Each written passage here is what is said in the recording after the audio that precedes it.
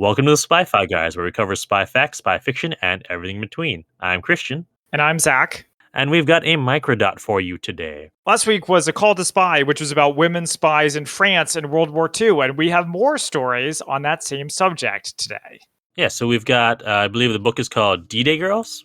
That's right. The full title is D-Day Girls, the spies who armed the resistance, sabotaged the Nazis, and helped win World War II by Sarah Rose. A very enjoyable book. I liked it much more than the movie. So I would definitely recommend. So our source is that book. Also Wikipedia, warning, this episode will contain descriptions of violence, torture, and sexual assault. Ooh, okay. So I was not anticipating that. Well, it's a war. Things get rough. So our first subject is Odette Samson, the most decorated woman of World War II. She got involved because in March of 1942, a call went out on the BBC Evening News. The Navy wanted photos of the French coastline. Like, I'm talking tourist photos. Okay, yeah, like that scene in Pearl Harbor where there's a spy who's taking photos of Pearl Harbor. Or, what's his face? Paul Rudd in Catcher Was a Spy. That's right, but in this case, it was the reverse. It was, have you been to holiday in France? Do you have pictures of the beach? Britons responded with 30,000 envelopes, including 10 million vacation photos. Wow. Yeah, you think looking through your friends' vacation photos is rough? Hey, you said you liked my photos. So Odette Samson was one of the people who answered the call. To the employees, it was known as the Firm, the Racket, the Org, the Ministry of Agriculture and Fish, and often enough, Bedlam. But however you want to call it, it housed the SOE with which we are all familiar. They were facing a workforce shortage. Crises are hotbeds for innovation, and that is how they decided to recruit women. But they knew that if women were hired for special employment in France, they would be subject to the worst of Nazi cruelties and retaliation, especially if you are a radio operator, or as they call them, a wireless operator. They had less than 6 weeks of average survival time. Yikes. Quote, to be dropped in occupied France was not a great adventure, nor was it an exciting pastime. It was a deadly struggle against a ruthless and savage enemy, most often with death as a reward. Which I didn't feel like the movie communicated that so well. I mean, they did say that, you have 50-50 odds of living or dying. Yeah. So since the Blitz had started in the UK, some 78,000 women had begun to fire upon the Germans, manning the trigger on anti-aircraft artillery, including Winston Churchill's own daughter, Mary, who served on a gun site in Hyde Park. Really? Huh. I did not know that. Interesting. Me neither. When asked about it, the Prime Minister remarked, "A gunner is a gunner." That's your Churchill impression? Sure. So Odette went into France. She was living with Peter Churchill, no relation to the Prime Minister. What? But he was a British spy. Yeah. So she operated there. She did pretty much the same things as Virginia in the movie, where she was a spy master, but she was betrayed. More details about this in the book, obviously. London said it was a trap. She was blown. Baker Street demanded that she end her relationship with her spies, except for the radio operator, and escape. But she refused to leave the area until Peter Churchill could escape because she loved him. On her own choice, she stayed at the hotel, defying her direct orders, until eventually she was arrested by a guy named Colonel Henry. Okay. As she ducked into the backseat of a green car, because they were like, come into this car with us. It was not the arrest you might typically see. She caught her stocking on the car door deliberately, because as she was unhooking it, she slipped Peter's wallet out of her sleeve and hid it in the cushions of the car seat. Ooh, nice move. So, yes. But unfortunately, she was subjected to torture after she was arrested. Her back was scorched with a red-hot poker, and all of her toenails were pulled out. Ow! Yep, that's the truth. Ow. The Germans generally found persons of the prisoner's own nationality to carry out the torture, she later recalled, so that one couldn't say that Germans tortured them. Wow. How's that for some lateral thinking? That is terrible. Yeah. So her torture was carried out by a very good-looking young Frenchman who she believed was mentally ill. Oh. She refused to disclose the whereabouts of other British agents. She stuck to her fake cover story that Peter was, in fact, the nephew of Winston Churchill. that Odette was his wife and that she didn't know anything about anything, and he didn't know that she was a spy. The Nazis told Odette that he was arranging a swap of Peter Churchill for Rudolf Hess, but that Odette was not part of the deal. She was told that Peter was willing to let her die in prison to save himself. Of course. The classic prisoner's I was dilemma. about to say exactly those same words. But Odette did not flinch or respond at all. Okay, so Odette's brother Francis got involved to try to get her out. He tried to make a deal where he would give the Nazis money for her. So, for example, he wired London for money and put down 125,000 francs as prepayment for his sister's freedom. But Baker Street said, "You are not the Salvation Army," in response to this. But here's a bit of an interesting story. Francis at one point paid the Nazis, but he got a bunch of young ladies of doubtful virtue, not the people he wanted. Yes. So, to quote from Sarah, the resistance had just bought the most expensive prostitutes in Paris. So, ultimately, Odette was sent to Ravensbrück. Have you ever heard of Ravensbrück? I have not. It's the largest women's prison in history. So it was basically a concentration camp for women, but not for Jews. Interesting. When the Allies were only a few miles from Ravensbrück after the invasion, the camp commander, Fritz Surin, took Odette, drove to American base to surrender.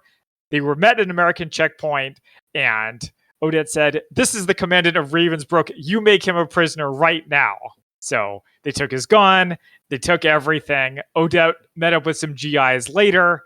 She said, "If you don't mind, I haven't seen the sky for a long time in the stars. I would like to sit in this car until the morning." And it seemed like she was just being romantic, but actually it's because the paper bonfires at Ravensbrück had not yet destroyed all evidence of Fritz Surin's crimes, but there were documents in the trunk of the Mercedes, including photos that he would use to hang him later. Odette was repatriated to England on May 8th, 1945, on the day of the Victory in Europe celebration, VE Day. She arrived carrying Commandant Surin's suitcase, pistol, diary, and pajamas. Her diaries were waiting for her. She was awarded a bunch of medals, including the George Cross, the French Legion. There's a lot. Yeah. At one point, the king asked her to lead a procession for him. Odette and Peter married in 1947. 5 years after landing in Vichy, France, she became Odette Churchill. And they all lived happily ever after until her divorce. All right. Next up is Andree Borrell. She was no stranger to death or the Nazis. She had been fighting from inside France since Hitler's invasion. She worked as a conductor on an underground railroad, just like Harriet, helping 65 Allied prisoners of war escape to freedom into Spain. So at one point, she met the officer in charge of a French POW prison named Captain Maurice Dufour. He could not resist Andree's, quote, haunting beauty, her nerves, and self-assurance. You can see where this is going. So basically, they got together. They worked with MI9, the British secret agency financing the Allied escape route. Maurice ran his POW prison poorly. He allowed his prisoners to roam freely in the sleepy town during the day and return home of their own volition, which is hilarious. The Allied POWs wandered away from the fortress gates, never to be seen again, at least not in occupied France. So anyway, things were great between him and Andree, except that Maurice was married. Andree was a girl of few social prospects, but she had the heart of a tiger and she was in love. Even if they couldn't be married, they were partners in arms. But just like Noor, they were caught when their network was violated from the inside. When a high-ranking, I actually guess it isn't like Noor, sorry. A high-ranking colleague armed with names, addresses, and passwords got caught, and he just handed everything over to the Nazis. No. Yes. Maurice was collared on the streets of Marseille by two French gendarmes, excuse me. So he actually was caught, but then escaped, made his way out of the country back to London, where he was arrested by the French Secret Service of the exiled government. Okay. So they were like Charles de Gaulle, okay? Yeah. He wouldn't disclose information to them about how he aided the evasion route. So they put him in a Duke Street coal cellar, a collection of dark, dank, squat cells with steel-reinforced bolted doors. So they basically treated him like an enemy spy. In view of both British and American diplomats, what Sarah calls the Gaullists issued a threat that all but unmade Captain Dufour. quote, "We've arrested Mademoiselle Borrell. We shall make her talk using every means, even if we have to rape her one What? after another." What Jeez. the fuck? They're What? supposed to be the good guys. Oh my god. Seriously. Ugh. But it wasn't even true that they caught her because she was already working with the OSS for the SOE for secret agent training. She received glowing reports from her instructors of sound intelligence, if somewhat lacking in imagination. Okay. That being said, she wasn't very happy because she was in love with Maurice. He was broken, tortured, hysterical, and traumatized, rightly so. Yeah, I imagine why. Jeez. But she's moving on. She's now a British agent, the only female parachutist SOE had, and at the moment, the only woman combat paratrooper in the world. Oh, wow. That's cool. Yeah. And her love saved Maurice, ultimately, because if the firm handed him over to de Gaulle, it would have undermined her trust in her handlers, risked every agent she might contact in the field. But as long as she was key to the Allied operations in Europe, they couldn't touch Maurice. They could touch him, I guess. They just couldn't kill him. Yeah. Huh. They said Dufour is of great interest to MI5, so just hold on to him, I guess, until the war is over. So Andree set up a base in Paris, which was also her hometown, working and living in constant sight of the Gestapo. She also received medication, sleeping pill, amphetamines, suicide pill, etc. She was a courier and a go-between. It's kind of moving us along here. Her codename was White Beam. Okay. Winston Churchill thought it was intolerable to give silly code names to agents because he imagined the poor mother who might learn the death of her child ballyhoo or bunny hug. But on this point, Churchill was often disobeyed. So Andree was, I hope I'm saying her name correctly. Sorry. Ghost. Andree, 2 E's and one has an accent mark over it. Not sure. Okay. So all these agents were coming into France, and Andree was drawn to one in particular, Gilbert Norman, a radio man. 1943, so-called terrorist attacks spiked against the Reich. They said Germans are killed daily in the streets of Paris, and 90% of the attacks are made with arms provided by us to the communists. So they were communist fighters. But as the attacks took place, more reprisals took place, which leads to the cycle of violence we're familiar with from things like Michael Collins. One military commander in France named Otto von Stoopnagel resigned after presiding over the execution of 95 French hostages. So that was pretty serious shit. London's agents taught Parisians how to assemble machine guns and load a pistol. As the heat increased, Andree felt more encouraged to sleep somewhere other than her own apartment, and she found a place with Gilbert, the radio operator. By that winter of 1943, some 80,000 paramilitary members were working across the country, helping Allied pilots travel back, escorting Jews to Spain, forging false documents, etc., etc. A lot of these female agents use bikes a lot. We saw Virginia use one in the movie. It's because they allowed them to travel around without needing to deal with a car. Andree would pedal with a backpack full of explosives that was really heavy. Wow. At one point, there's a very detailed description of them using those explosives to take out radio towers, which is pretty sweet. The last explosion didn't go off, though. Something was going wrong, but you couldn't go back to double check. 3 SS men went to look at the pylons. As they observed the wreckage, the delayed bomb exploded. Oh, geez. The chief officer got blown to smithereens and 2 were injured. Oh, man. Hey, whatever, fuck that guy. He works for the SS. Yeah, I think it's more of a ironic death. Yeah, seriously. So ultimately, they get betrayed. They get arrested. And we'll get to what happens to Andree later. Okay. So for now, we got Yvonne Rudellat. Okay. She was a friend of Andree's from their days together in the summer's first training class. Something interesting that was in the book that I did not know was that one of Hitler's first acts after the fall of France was to put France on Berlin time. Interesting. Did not know that. Yeah. So what this means was that darkness lasted way into the morning, casting a pall over each war-deprived day, and they were called the Dark Years. Like literally the Dark Years. So Yvonne joined the service at the age of 45. So she was older and really small compared to even the other women that she worked with. Okay. She had white hair, deep-set eyes, and her most notable quality was her ordinariness. Okay. The more she cultivated, the better she was at her job.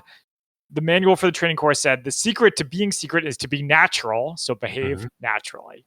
Yvonne was 5'2" Oh. and weighed 80 pounds. What?